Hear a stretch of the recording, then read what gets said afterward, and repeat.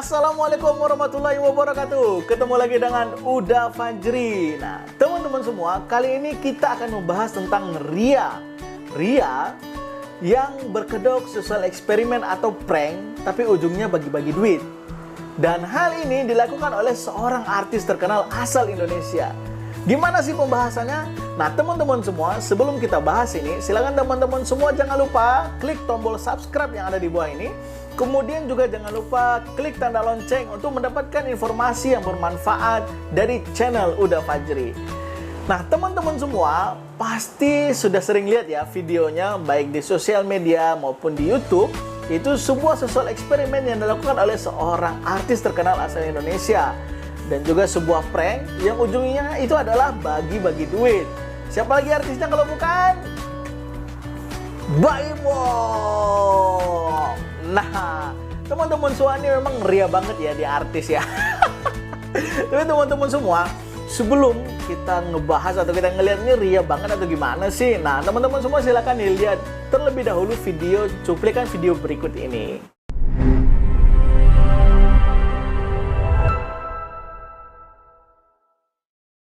Ini apa yang dilakukan sama Baim adalah sesuatu yang bisa dibilang ini kan masyarakat Indonesia melihat Baim ini sebagai keluarga yang harmonis, keluarganya ceria gitu.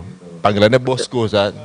Dimulai dengan sesuatu gerakan mulia yang dijalankan beliau di sosial media, di YouTube gitu kan. Awalnya waktu ngelihat YouTube-nya dia dulu gitu, ya kita ngelihatnya kayak ini orang jahil banget nih ngeprank orang gitu jadi orang. Ternyata di balik itu semua ada sosial eksperimen yang coba ditularkan ke masyarakat gitu. Coba kita gali dari dia. Kita gali coba. Apa sih maunya di balik ini semua ya? Awalnya gimana idenya tuh, Im? Sebenarnya awal untuk posting untuk sosial eksperimen ya, waktu dulu juga nggak tahu namanya itu, cuman saya tuh Ustadz sama Ari, gua tuh sebenarnya dari dulu tuh seneng ngelihat orang seneng aja sih. Jadi kadang-kadang kalau ngasih itu seneng dengan mungkin dia butuh banget atau enggak dia itu seneng lah perubahan wajahnya. Itu juga gue kadang-kadang ngasih ke kakak, ke orang tua, ke orang-orang. Nah, tiba-tiba ada yang bilang itu sosial eksperimen. Untuk pertama post itu sebenarnya agak-agak takut karena takutnya ria ya. Cuman waktu itu beraniin dan akhirnya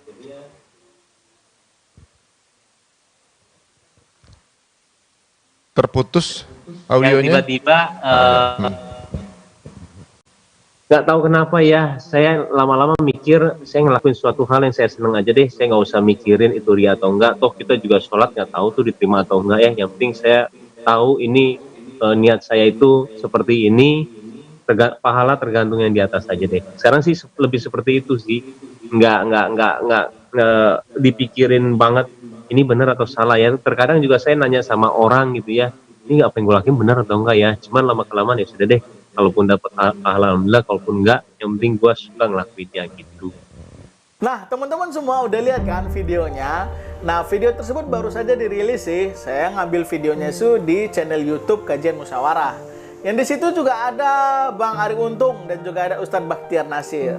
Nah, kalau dari video penjelasan tersebut, jelas Baim Wong mengatakan bahwa dia melakukan itu karena dua hal. Yang pertama, dia melakukan itu karena senang sih katanya. Katanya sih karena senang. Kemudian yang kedua, dia melakukan itu karena dia senang ketika bisa melihat orang lain senang. Ya, sangat mulia sekali tujuannya. Tapi teman-teman semua, bagaimana sih ini? Apa benar nggak sih yang dilakukan Baim Wong itu adalah sebuah perilaku ria? Ria. Nah, kita pada kali ini nggak akan ngebahas tentang ria, hadis-hadis dan kemudian ayat Al-Qur'annya. Tapi kita langsung aja sih kita melihat contoh. Apakah benar sosial eksperimen yang dilakukan oleh seorang Baim Wong itu adalah tindakan perilaku ria? Nah, ada beberapa contoh. Yang pertama, contoh, jadi sosial eksperimen yang dilakukan oleh Baim Wong sebenarnya dahulu di zaman Rasulullah SAW juga sudah sering dilakukan dan dilakukan oleh para sahabat-sahabat Rasulullah SAW yang dijamin masuk surga oleh Allah Subhanahu wa Ta'ala. Salah satu contohnya adalah sosial eksperimen yang dilakukan oleh Abu Bakar As-Siddiq. Abu Bakar As-Siddiq ini adalah sahabat Rasulullah SAW yang paling sering sekali melakukan sosial eksperimen. Dan sosial eksperimen yang paling terkenal itu adalah ketika beliau memerdekakan seorang budak yang juga dijamin masuk surga oleh Allah Subhanahu wa taala, yaitu Bilal bin Rabah. Bagaimana Bilal yang saat itu masih bersatu sebagai seorang budak yang kemudian disiksa oleh tuannya karena Bilal bin Rabah tidak mau kembali kepada agama dia asalnya. Karena pada saat itu Bilal bin Rabah sudah beriman kepada Allah Subhanahu wa taala. Dalam sejarahnya kita ketahui bahwa Bilal bin Rabah itu disiksa dengan sangat luar biasa, dijemur di tengah panasnya terik matahari, dan kemudian juga ditimpakan batu besar di dadanya seorang Bilal bin Rabah. Dan kemudian datanglah Abu Bakar As-Siddiq yang kemudian mencoba untuk memerdekakan Bilal. Pada saat itu bisa dimerdekakan, tapi harus dibayar dengan harga yang sangat mahal. Tapi apa? Abu Bakar pantang menyerah, dan kemudian Abu Bakar memerdekakan Bilal bin Rabah. Yang pertama. Kemudian yang kedua, sosial eksperimen atau prank ini juga dilakukan oleh sahabat Rasulullah Utsman bin Affan. Seperti apa pranknya? Prank ini dilakukan kepada seorang Yahudi yang memiliki sumur. Nah, sumur ini adalah salah satu-satunya sumur yang pada saat itu menjadi tempat pengambilan air bagi orang-orang yang ada pada saat itu, bagi umat Muslim ataupun tidak bagi umat Islam. Nah, kemudian Utsman bin Affan mendatangi orang Yahudi tersebut. Dia membujuk orang Yahudi tersebut agar mau menjual sumur tersebut kepadanya. Dan kemudian Yahudi tersebut mau menjualnya dengan harga yang sangat mahal. Nah, itu pun dengan perjanjian bahwa sumur itu tidak dikuasai penuh oleh Utsman. Penguasaannya dilakukan secara selang-seling. Sehari dikuasai oleh Utsman dan sehari lagi kemudian dikuasai oleh Yahudi. Kemudian sosial eksperimennya seperti apa? Utsman kemudian membuat sebuah sosial eksperimen bahwa ketika jatahnya Utsman, maka Utsman memberikan air yang ada di sumur itu secara gratis, secara cuma-cuma kepada siapa saja yang ingin mengambilnya. Nah, berbeda dengan orang Yahudi yang tetap memungut bayaran bagi siapa saja yang ingin mengambil air yang ada di sumur tersebut. Dan akhirnya justru yang terjadi adalah orang-orang hanya mengambil air ketika jatahnya Utsman. Nah, namun ketika jatahnya Yahudi justru tidak ada orang yang kemudian mau mengambil air.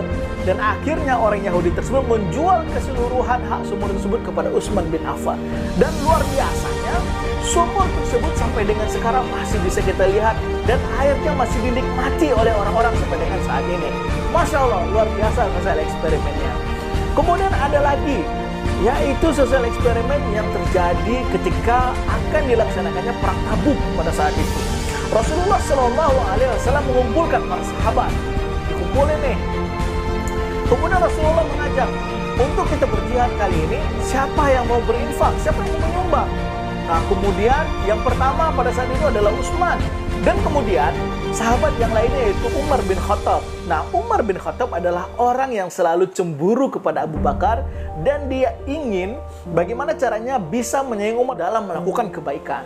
Nah, kemudian Umar bin Khattab pulang dan kemudian membagi setengah hartanya dan kemudian datang kembali ke Rasulullah dan mengatakan, "Ya Rasulullah, saya sumbangkan setengah harta saya untuk ikut berjihad di dalam perang Tabuk."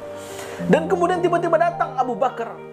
Ya, ketika datang Abu Bakar mengatakan, "Ya Rasulullah, saya sumbangkan seluruh harta saya." Seluruh harta saya, men. Rasulullah pun kaget. "Ya Abu Bakar, kemudian apa yang kau tinggalkan untuk istri dan anak-anakmu?" Kata Abu Bakar, "Ya Rasulullah, saya tinggalkan mereka Allah dan Rasulnya." Masya Allah, luar biasa.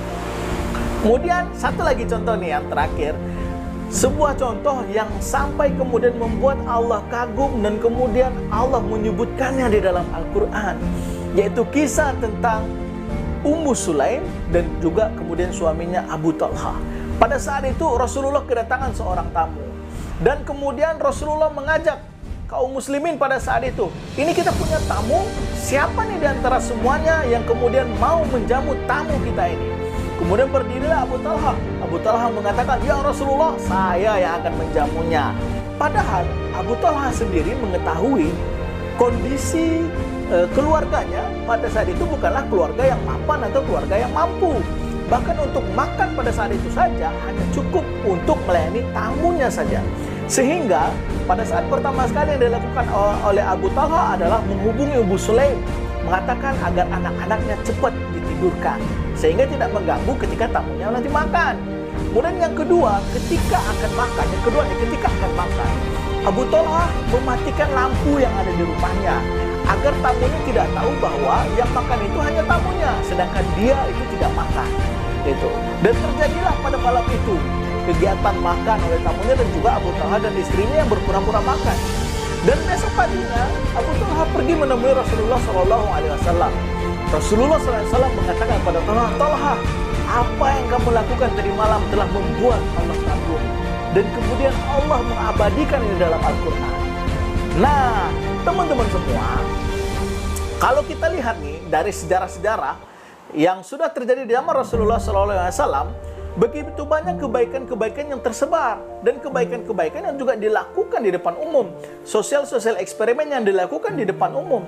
Tapi belum ada sampai dengan saat ini kita mendengar satu orang pun mengatakan bahwa Abu Bakar, Umar, Utsman, Abdurrahman bin Auf, Abu Thalhah adalah orang yang ria dengan perbuatannya. Gak ada, tidak ada.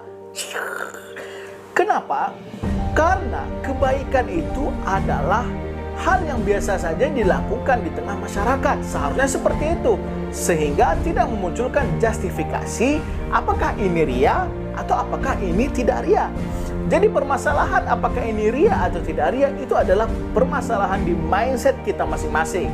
Nah, teman-teman semua, seharusnya kebaikan ini harus tetap disebarkan, harus tetap disalurkan bagaimanapun caranya. Dan masalah ria itu adalah masalah nanti antara orang tersebut dengan Allah Subhanahu wa Ta'ala, yang kemudian kita tidak punya domain atau kemudian kita tidak punya hak untuk menjustifikasi ataupun kita punya hak untuk melakukan menghukumi bahwa apa yang dilakukan orang tersebut adalah sebuah perbuatan ria ataupun tidak. Karena apa-apa yang dilakukan, misalnya Umar tadi membebaskan Bilal itu di tengah umum. Kemudian juga ketika himbauan Rasulullah di perang Tabuk itu juga di depan umum. Kemudian juga bagaimana Utsman kemudian mewakafkan sumurnya, boleh mengambil airnya secara gratis, itu juga dilakukan di depan umum. Sosial eksperimen seperti itu telah dilakukan sejak zaman Rasulullah SAW. Dan hal itu kenapa tidak anggap sebagai sebuah ria? Karena mindset masyarakat sudah terbangun bahwa kebaikan itu harus dibangun dari mana saja. Nah, dari hal yang sudah kita jelaskan ini, mungkin teman-teman semua sudah dapat mengambil kesimpulan. Apakah yang dilakukan oleh seorang Baim Wong termasuk perbuatan ria atau tidak? Nah, kemudian juga, kalau menurut saya sendiri, apa yang dilakukan oleh Baim Wong adalah hal yang sangat positif dan hal yang harus disebarkan. Yang tentunya kalau kita lihat dan kita bandingkan dengan artis-artis lainnya yang justru memamerkan kehedonan gaya hidupnya, memamerkan mobilnya, memamerkan tas mahalnya, ya kan, memamerkan hal-hal yang lain, justru sebenarnya tidak bermanfaat dan justru juga mengajak umat manusia untuk berperilaku hedon dan gaya hidup mewah. Justru apa yang dilakukan oleh Baim Wong adalah hal yang sangat-sangat bermanfaat, dan hal ini harus semakin banyak yang melakukannya. Apalagi di video yang kita cuplikan tadi, Baim Wong juga berharap bahwa anaknya Keanu ya, bahwa anaknya Keanu menjadi seorang hafiz Quran. Masya Allah, kita doakan sama-sama supaya anaknya Baim Wong menjadi seorang penghafal Al-Quran di dunia dan akhirat. Amin ya rabbal alamin. Nah, teman-teman semua, itu yang sudah kita bahas, dan semoga kita bisa memahami. Dan kemudian sebelum kita melakukan justifikasi apakah itu perilaku ria atau tidak, mungkin kita bisa mulai melakukan introspeksi diri terhadap diri kita sendiri terlebih dahulu. Apa yang sudah kita lakukan untuk agama kita? Apa yang sudah kita lakukan untuk orang-orang sekitar kita? Apa yang sudah kita lakukan untuk keluarga kita? Nah, teman-teman semua, itu yang bisa kita sampaikan. Jangan melakukan justifikasi sembarangan terhadap siapapun juga. Semoga bermanfaat. Assalamualaikum warahmatullahi wabarakatuh. Udah, Fajr.